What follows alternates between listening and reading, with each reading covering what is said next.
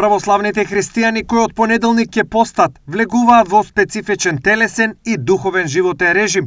Наглата промена за организмот може да ги донесе следните промени. Како прво може да настане губење на телесната тежина, а некои метаболни промени, посебно ако имаат склоност луѓето према тоа. Колку на нив соодветно и без последици може да одговори телото. Здрав организам полесно ќе се справи со овие рестрикции, за хронично болните, пак да спомнам, со метаболни заболувања малку потешко.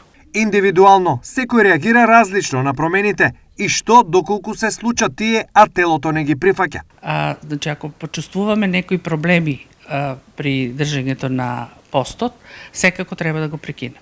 Бидејќи станува збор за верски пост, кој тип на храна би било најдобро да се практикува? Се препорачува протеини кои што ја имаат во растителната храна, значи да внесуваат повеќе граф, соја, просо и од тој некоја заместителна храна од растително потекло.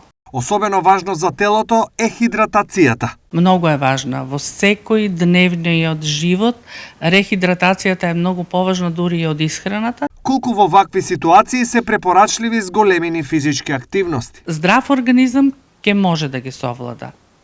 Секое некое отстапување, дали сме ние свесни за тоа или не, ќе се манифестира при овие постови, посебно при последните денови, значи при крајот кога веќе подолго време се пости. Постот трае 7 недели, што е долг период, па лекарите препорачуваат, доколку се појават несакани и посериозни последици, задолжително да се консултираат со лекар.